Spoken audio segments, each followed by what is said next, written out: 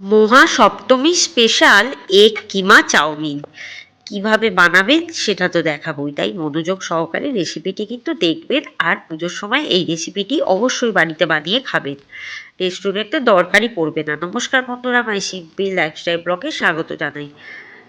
দেখে নিন আজকের তাহলে রেসিপিটি, একটুও দেরি না করে।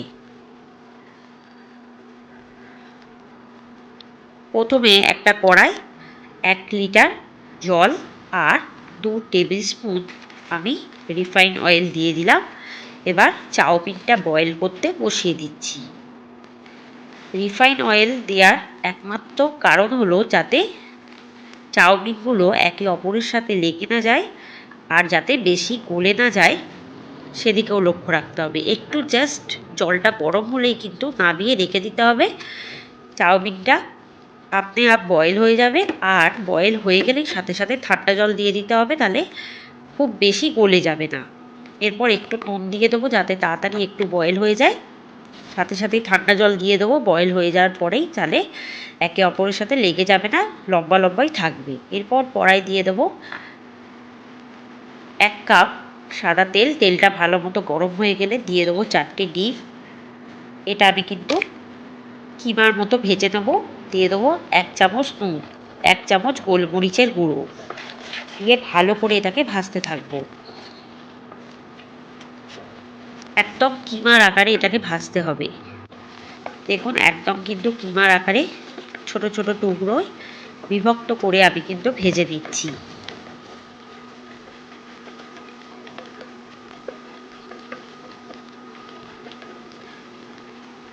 ডিমটা কিমা হয়ে গেলে দিয়ে দেবো 3 টেবিল স্পুন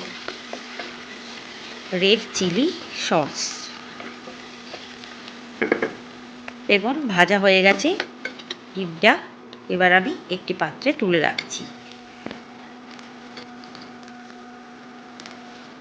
ওই কড়াইতে দিয়ে দেবো 4 টেবিল স্পুন সাদা তেল। তেলটা ভালো মতো গরম হয়ে গেলে দিয়ে দেবো 2টো কুচিয়ে রাখা পেঁয়াজ। পেঁয়াজটাকে একটু ভালো করে ডিপ ফ্রাই করে দেবো।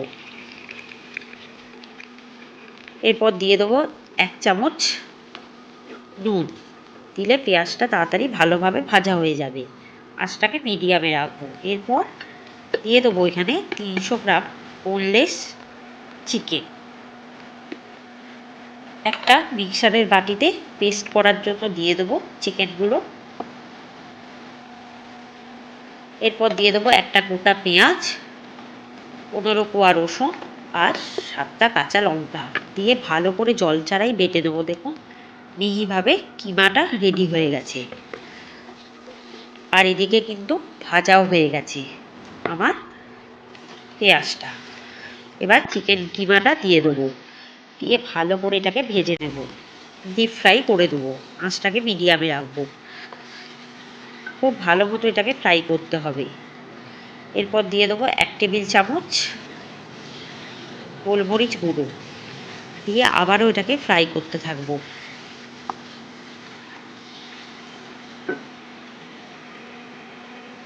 এরপর যে বাকি যে কিমাটা রয়েছে, প্রথমে একটুখানি কিমা দিয়ে ফ্রাই করেছিলাম, বাকি পুরো কিমাটাই ঢেলে দিয়ে আমি কিন্তু ফ্রাই করে নিলাম। এরপর দিয়ে দেবো 4 টেবিল চামচ কাঁচা লঙ্কা।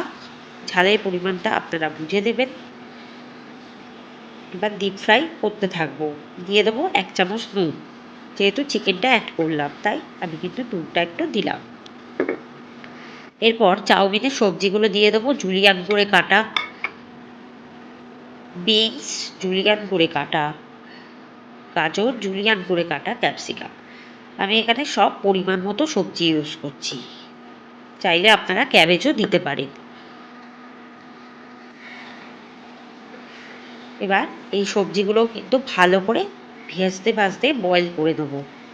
ভাজতে ভাজতেই বয়েল হয়ে যাবে। এবার দিয়ে দেবো 2 টেবিল চামচ ভিনিগার দিয়ে এটা আবারও ভাজতে থাকবো। ভাজতে ভাজতে এটা কিন্তু বয়েল হয়ে যাবে। আর চিকেন থেকে যে জল বেরিয়েছে সেই জলেই কিন্তু সবজিগুলো বয়েল হয়ে যাবে। দেখুন সবজিগুলো কিন্তু প্রায় বয়েল হয়েই গেছে।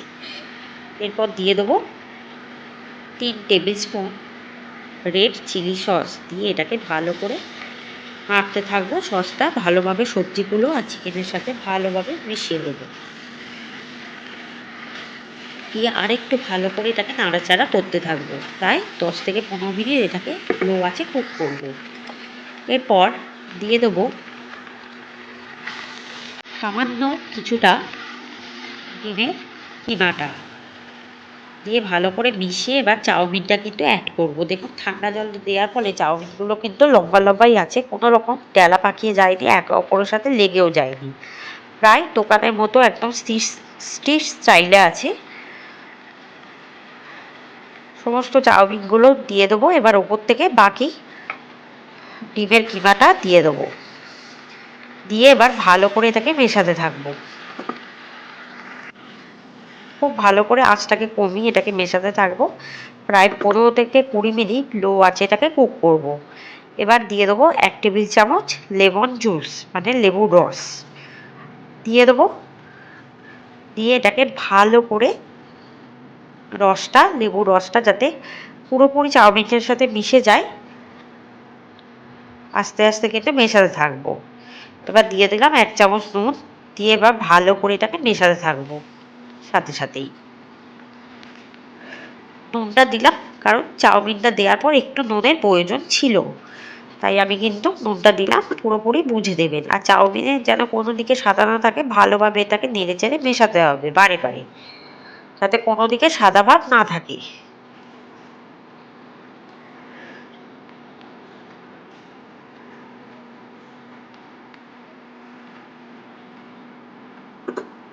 দেখুন চাউমিনটা কিন্তু একদম রেডি হয়ে গেছে। এবার জাস্ট একটু ভাপে রেখে নামিয়ে সার্ভ করে দেবো। রেসিপিটি কেমন লাগলো জানাতে কিন্তু ভুলবেন না, বাড়িতে বানিয়ে দেখবেন।